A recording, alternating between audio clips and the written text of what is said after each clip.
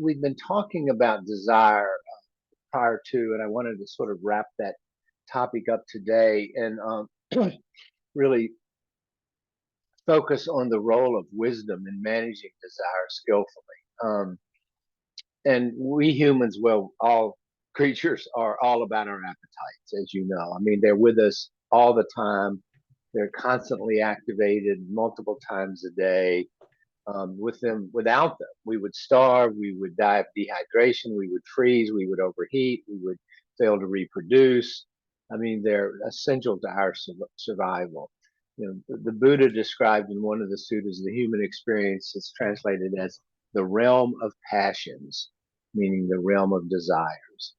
And Buddhist psychology includes multiple discussions of our emotions, our desires, and the impact of them on our lives, how we experience them, the world, not just through our body and mind, but through our emotions, through our desires.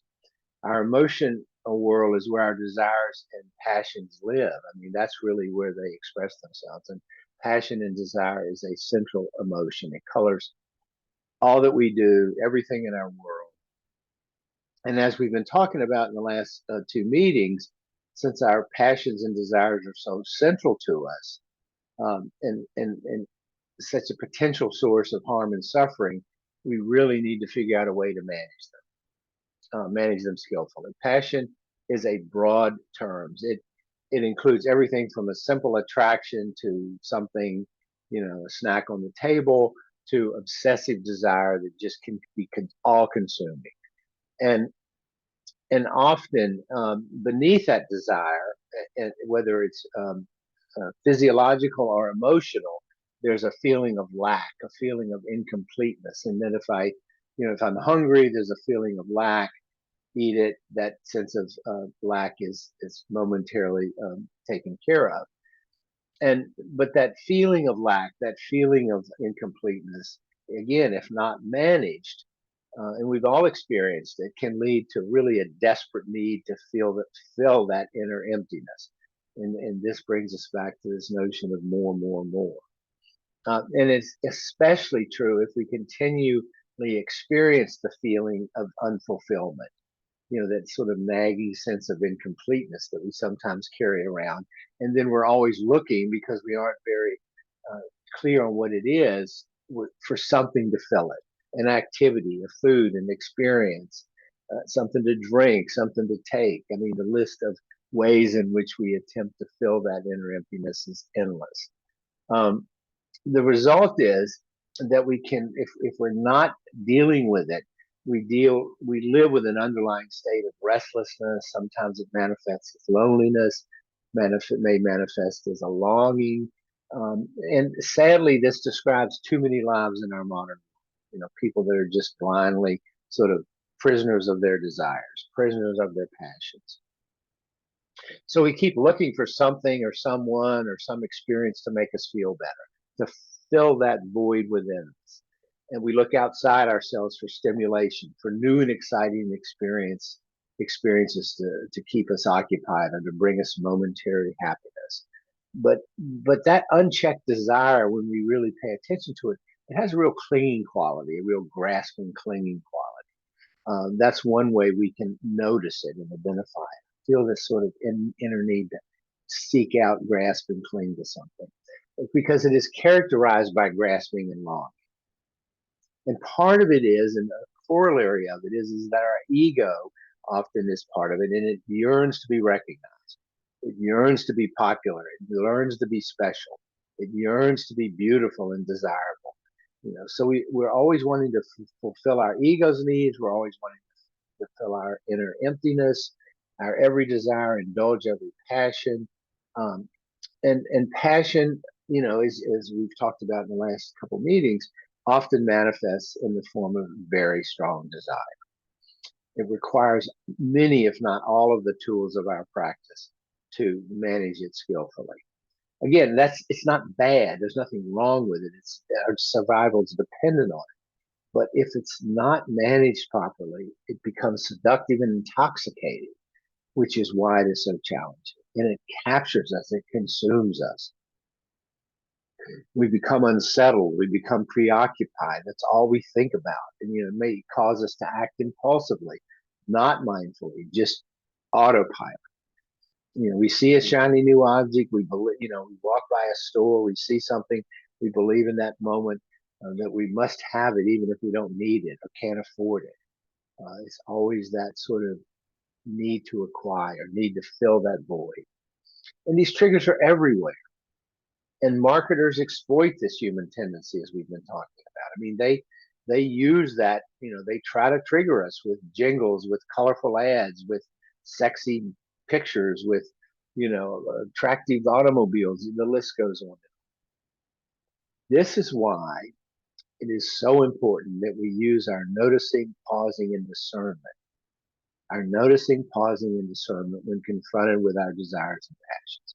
If we don't, they are going to rule us. They are going to consume us. And it may be in a mild way. It may be in an addictive, compulsive way, but they're still going to run the show, call the shots. And interpersonally, this can cause harmful exploitation of others if not managed skillfully, because we look to others in an exploitive, transactional way to fill that void, to take care of this emptiness. We know that as the Buddha taught, our passions can be either harmful or harmless, depending on how we manage them.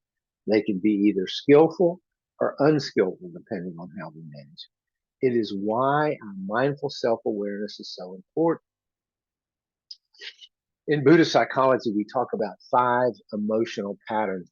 They're called kleshas, Kleshas, and they are passion or desire, aggression or hatred, ignorance, jealousy, and pride. The 5 emotional patterns that the Buddha described. And we ignore their power in our lives at our peril. Again, passion or desire, aggression or hatred, ignorance, jealousy, and pride.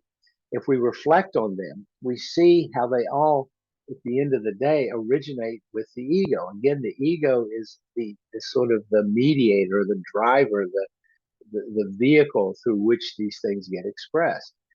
Which is why our practice places so much emphasis on freeing us from the hold of the ego.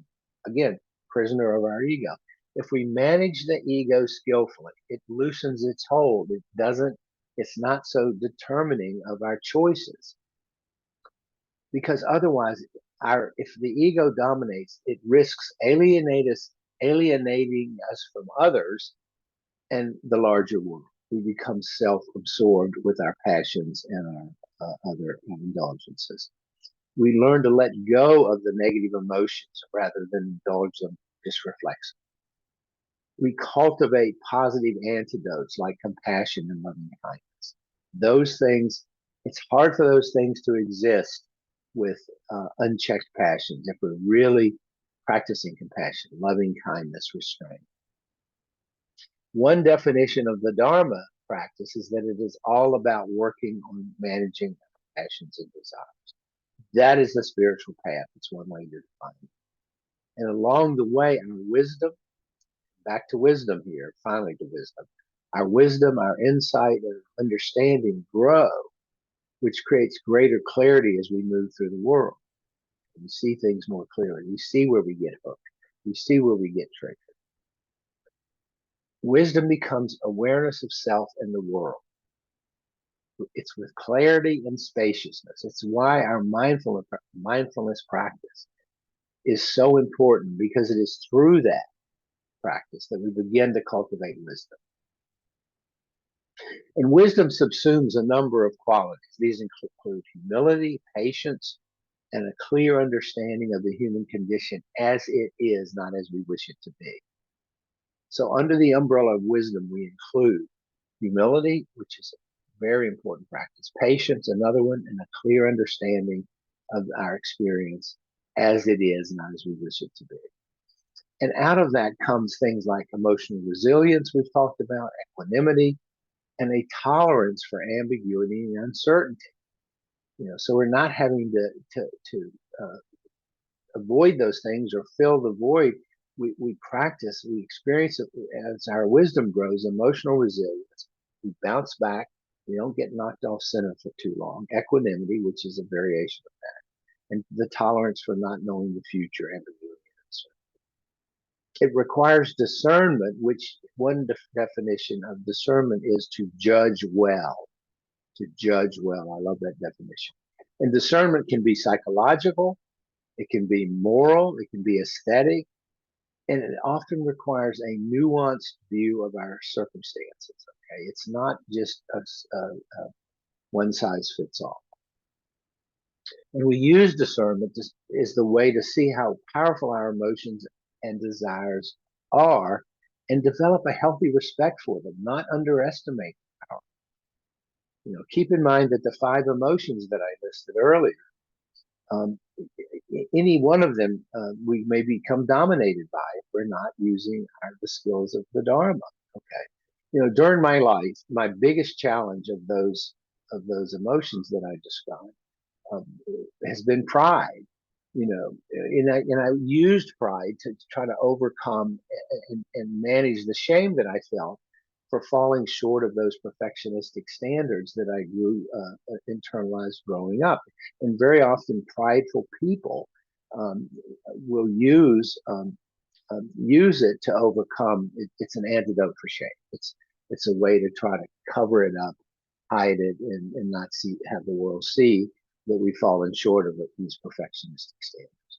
And as I've gotten better through this practice, it's simply looking at pride with detachment as just another experience when it arises to soothe my ego, rather than getting entangled in it, rather than sort of acting it out all the time and being so defensive and so easily offended and so easily feel slighted. All of those are fallout from a prideful stance in the world. And learning to laugh at myself and not becoming all entangled with this pride. And that wisdom has given me freedom from the suffering that it previously caused me. Those standards, the pride, and so forth. That's wisdom.